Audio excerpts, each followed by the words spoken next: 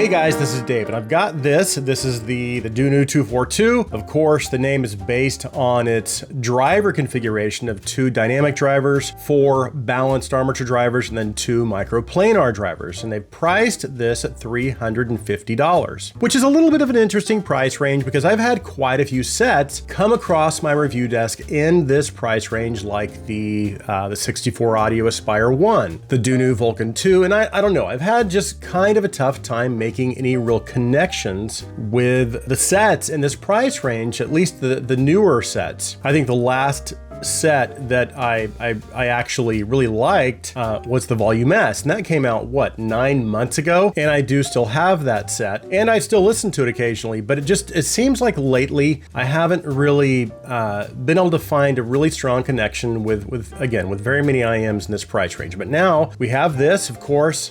I have spent a lot of time testing it on different sources, comparing it with other IMs, and I think I'm ready to share my thoughts. So as usual, we'll go over the contents of the box, we'll talk about the specifications, the design, and then we'll get into sound. We have a lot to talk about, so let's get started.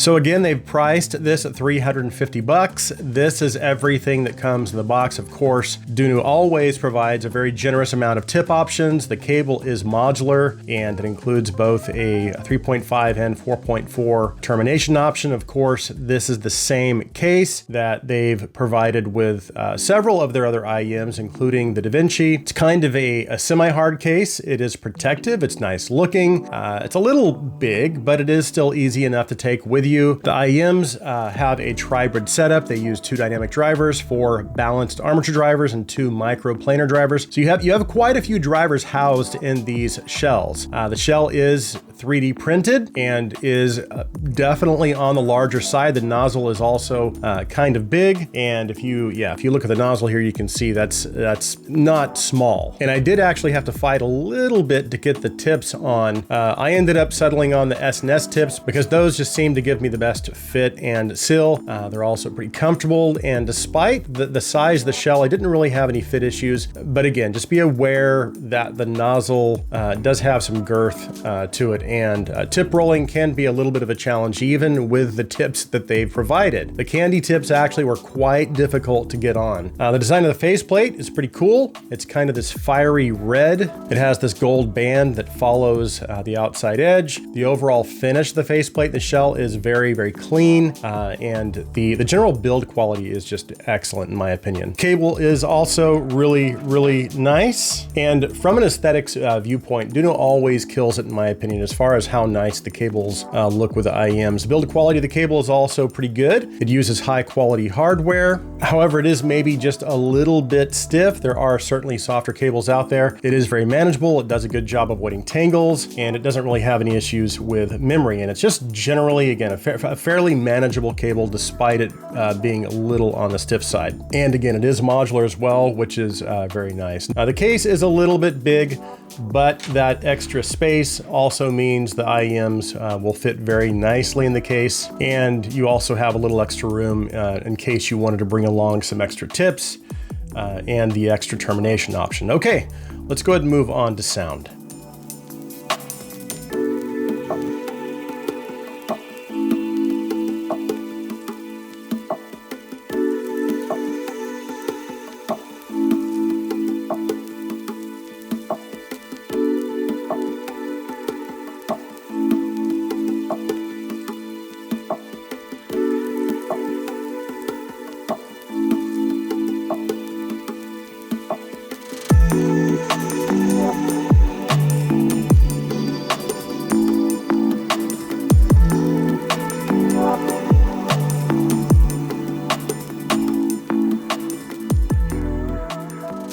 Okay, so before we jump in, I need to mention that these are impedance sensitive. So if your source has a higher impedance output, that will affect the signature of the 242. My recommendation is to try and stick with a source that has a lower impedance output. So for example, my DX340 with the AMP17 module has an output impedance of 1.1 ohms. The Onyx XM10 is 0.6 ohms. Other gear that I use for testing is the Hibby R6 Pro Max, the Ibasso DX260 MK2, Questyle M18i, the Muse Hi-Fi M6 Double, FIO K19, DNA Alpha Pro, the X Duo TA32, and lots of other stuff. Obviously, you don't need anything more than a standard dongle to drive these. But again, though, if you use devices that have a higher impedance output, it's potentially going to cause some roll off in the top end, and it's also going to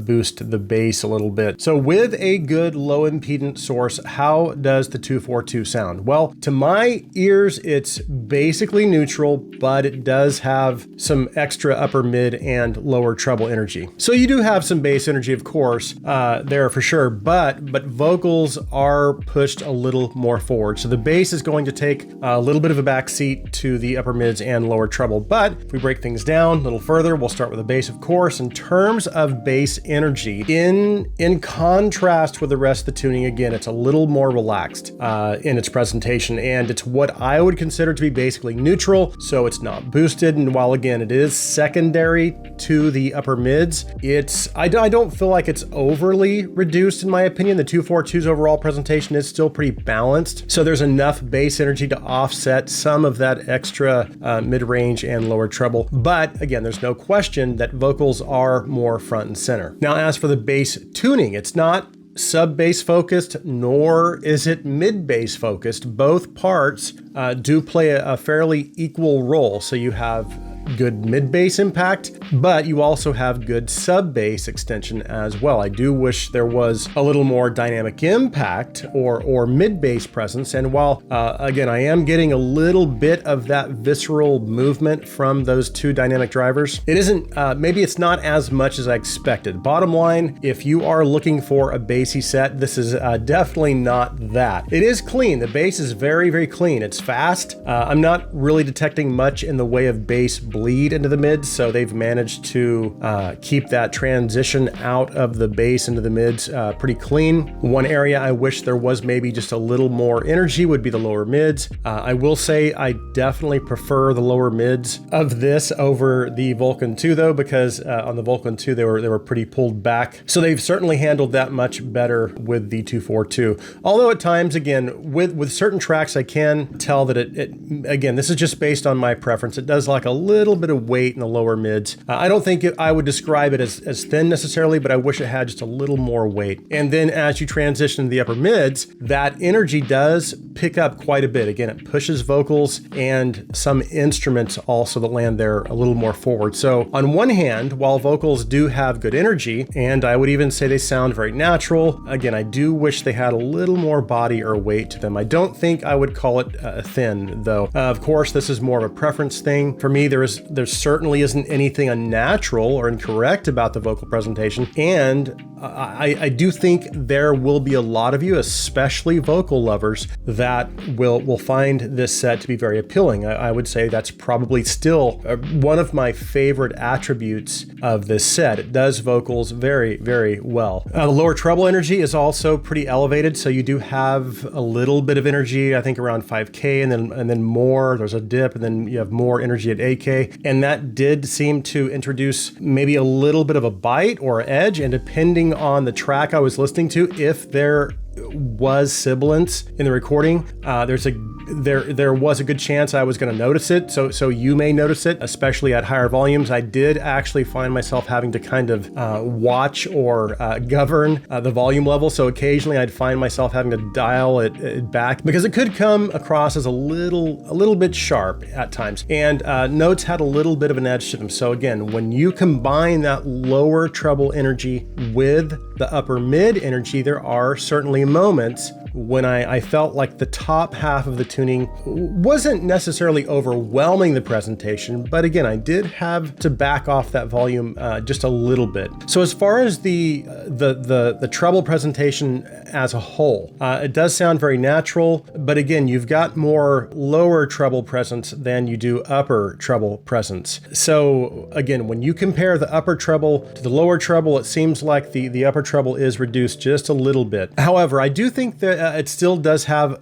enough to give you a sense of air, some shimmer when needed. So I think they managed to keep the upper treble from sounding too rolled off. And again, you are still getting some of those micro nuances, not a lot, but some. And just to remind you, they did opt for the micro planars, and those do sound a little bit different compared with like a BA or an EST or a dynamic driver. I do think they do still portray cymbals naturally. So in terms of timbre, I actually didn't really notice anything that sounded off at all. Everything sounded basically correct as far as the way it represented, again, cymbals or any of the stringed instruments that landed in the upper treble. So that's definitely good. I do think that as microplanars go, this is a good implementation of microplanars. Now, as far as the technical performance of the 242, it is decent. The soundstage, I would say, is about average width for an IEM, although the forward depth is maybe a little more intimate. So there isn't as much space, I guess you could say, between the vocals, the instruments, and the listeners. Things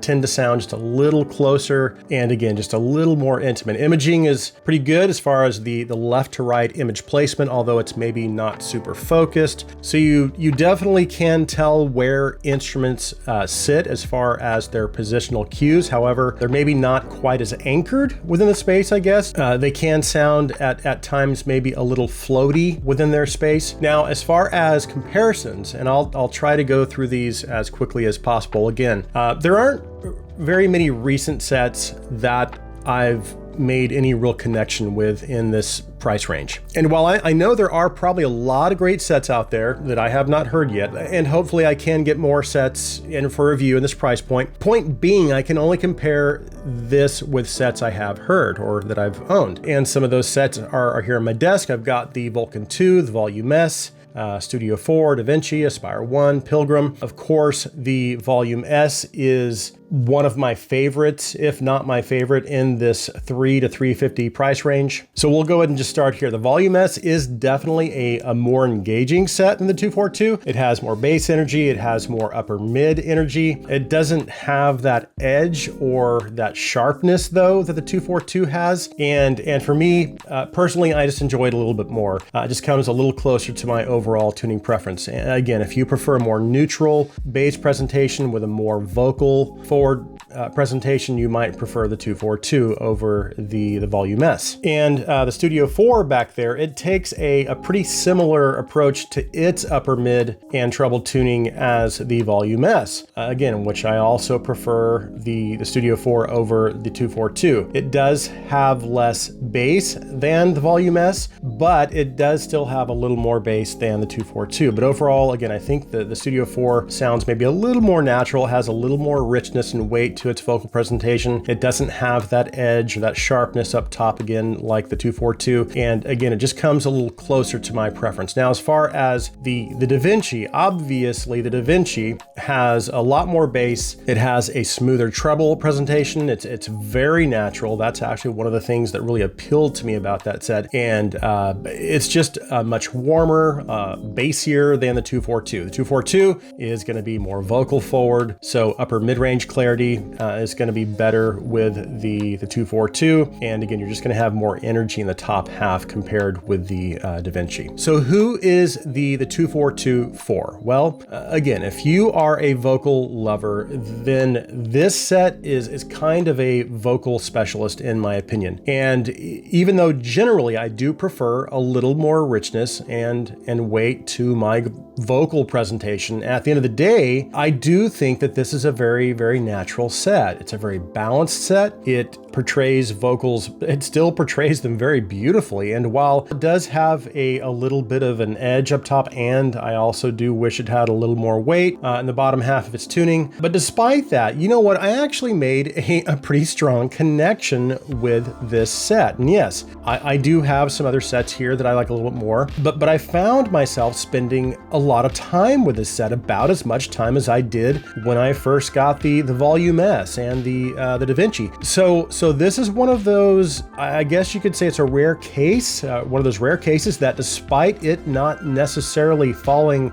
within my exact tuning preference, I still have really been able to enjoy my music with it, and I've been able to make a pretty strong connection with my music. And again, it's been a while since I've had a set in this price point that's done that for me. So well done, Dunu. In any case, I think that does it for this review. Thank you guys so much for taking the time to watch. If you like my content, please take a second and hit that subscribe button. Also, if you would please like this video, please share this video.